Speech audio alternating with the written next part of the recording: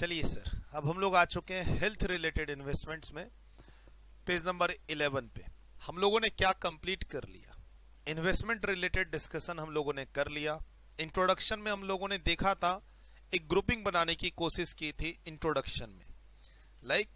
Introduction की class में 80C से 80U तक के जो रेंज हमारे डिडक्शन के, उसमें हम लोगों ने ग्रुपिंग बनाने की कोशिश की।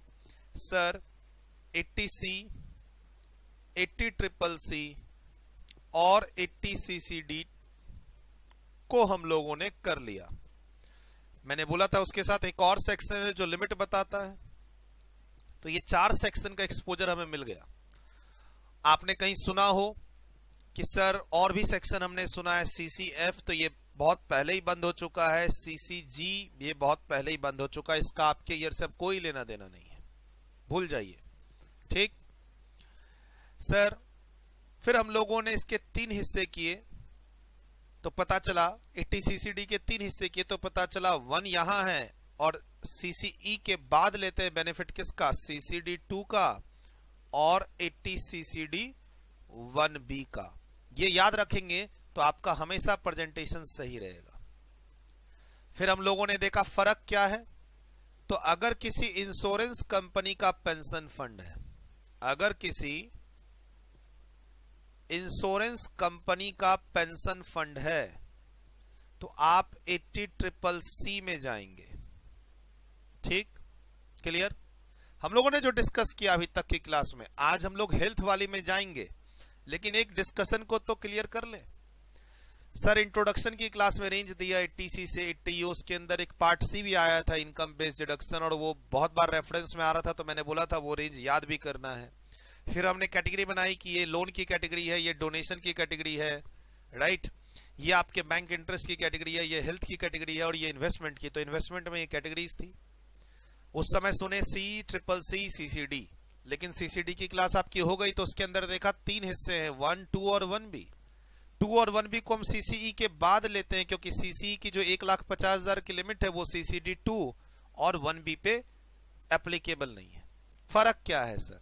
सर CCD में कब आएंगे? जब आप सेंट्रल गवर्नमेंट पेंशन फंड की बात करेंगे, नोटिफाइड पेंशन फंड की बात करेंगे, NPS की बात करेंगे, ये ध्यान रखना होगा। और सर पेंशन फंड इसमें भी था और 80C में तो पेंशन फंड के अलावा और भी चीजें थी, लेकिन यहां पेंशन फंड किसका था? UTI और म्यूचुअल फंड का। उसके अलावा NSC, NABARD bond, LIC, annuity plan of an insurance company, ULIP plan, mutual funds के units, bank FD, post office FD, house loan, वो सारी बातें तो 80C में ही है।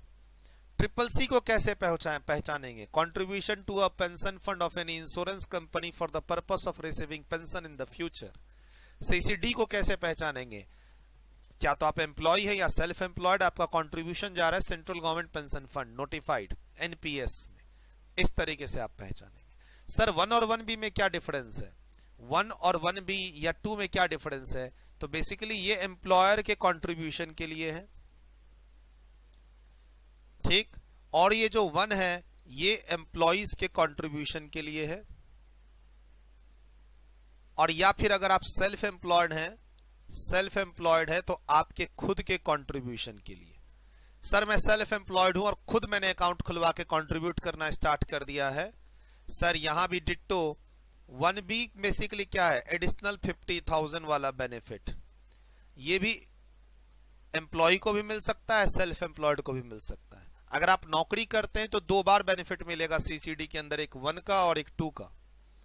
ठीक, अच्छा 1 वाला 1B में पहले ले जाएगा 50,000, ये भी बात हो गई। क्यों? क्योंकि 50,000 पे CCE की लिमिट काम नहीं करती है। काफी अच्छे से डिटेल्ड में डिस्कशन किया और अभी फिर से थोड़ा थोड़ा रिवाइज करा दिया कि कैसे आप डिफरेंशिएट करेंगे इन सबको। लिख लीजिए इसको, कैसे आप डिफरेंशिएट करेंगे 80C, CCC और CCD को। तो पेंशन फंड तो तीनों में है, एक गवर्नमेंट का है, दूसरा इंश्योरेंस कंपनी का है, तीसरा UTI और म्यूचुअल फंड का है। अच्छा एक और बात, एक मैंने MCQs भी अभी YouTube पे डाला हुआ था, बच्चे बड़े कंफ्यूज हो रहे हैं। NPS के अंदर टायर 1 टायर 2 अकाउंट है, ध्यान रखना है। NPS के अंदर टायर 1 टायर 2, अगर आप टायर 2 में कंट्रीब्यूट करते हैं तो वो 80C में चला जाता है, जो हम लोगों ने 80C की क्लास में कवर किया। और सीसीडी वाला कंट्रीब्यूशन कौन सा कंट्रीब्यूशन है? टायर 1 का। ये ध्यान रखिएगा। एनपीएस अकाउंट, एनपीएस जो अकाउंट है, अब उसमें गवर्नमेंट ने एक टायर 2 स्कीम भी डाली हुई है। टायर 2 में सेंट्रल गवर्नमेंट अगर टायर 2 में इन्वेस्टमेंट करता है तो उसको 80C का डिडक्शन मिलता है। हम लोगों ने उसको 80C की क्लास में एकदम आखिरी में कवर किया हुआ है, अपनी क्लास में नोट्स में भी है। फर्क समझना पड़ेगा। रिसेंटली मैंने अपने YouTube चैनल पे इसका एमसीक्यूज लॉन्च किया था टायर 1 टायर 2 का। मैक्सिमम बच्चे गलती कर रहे हैं। एनपीएस देखते ही बच्चा बोलता है 80cc-D, ऐसा नहीं है।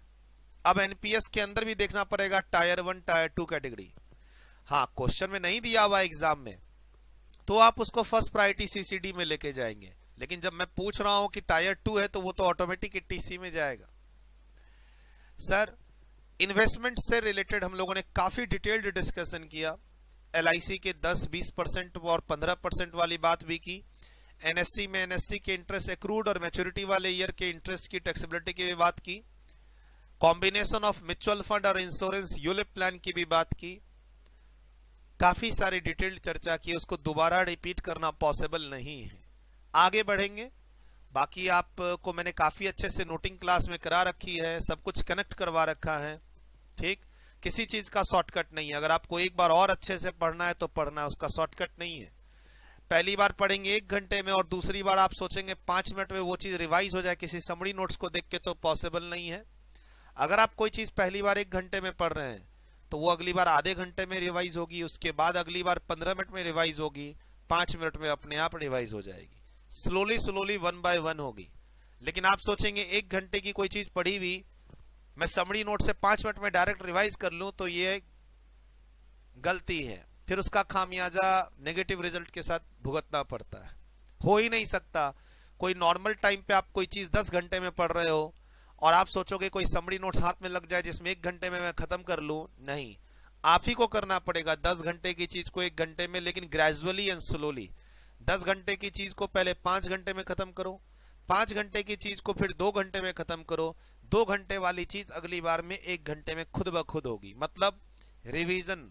किसी भी चीज को स्मूथली एंड इफिशिएंटली आपको खत्म करना है, प्रॉपरली रिवाइज करना है, तो एक प्रॉपर टाइम पे रिवीजन करते रहना होगा, ताकि ग्रेजुअली उसको आपको पढ़ने की स्पीड बढ़ सके, इफिशिएंटली उसके आवर्स को आप कम कर सकें, सिलेबस को खत्म कर सके टाइमली। ये गुरु मंत्र आपको रखना ही पड़ेगा अपने साथ, और कोई शॉर्टकट नहीं है। मेरा या किसी और टीचर का या किसी इंटरनेट से आप सोचेंगे कि मैं 2 पेज की समरी डाउनलोड कर लूं और तैयार कर लूं समरी से, तो समरी से वही बच्चा तैयार कर सकता है जो उसने समरी समझ रखी हो, समरी बना रखी हो। समरी जिस मेन कंटेंट से बनी है उस मेन कंटेंट को पढ़ रखा हो, समझ रखा हो, वही समरी को भी समझ सकता है, और कोई नहीं। मतलब मैं मेन बुक नहीं पढ़ूं, मेन क्लास में ना रहूं, कॉन्सेप्ट को ना समझूं, और मेरी मान लो कोई 50 पेज की समरी बुक है, उससे पढ़ के आप निकल जाओगे, तो इतना शॉर्टकट पढ़ाई नहीं है। ये ध्यान रखना हमेशा। बच्चे गलती करते हैं अक्सर ऐसी चीजों पे। प्लीज इसे लिखिए।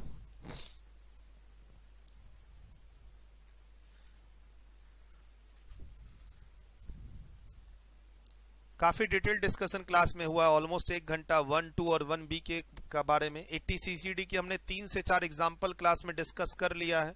50,000 की एलोकेशन कैसे करेंगे वो भी बात हो गई है हमारी। CCE की रेस्ट्रिक्शंस की प्रेजेंटेशन इनर कॉलम और आउटर कॉलम में कैसे करते हैं वो भी बात हो गई है। लिखें।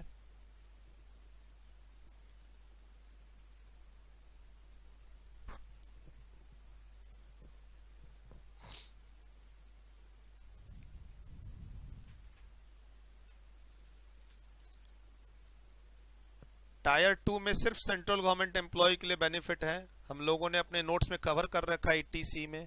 ध्यान रखिएगा, पढ़ लीजिएगा। पढ़ाया भी है मैंने आपको अभी रेगुलर क्लास में।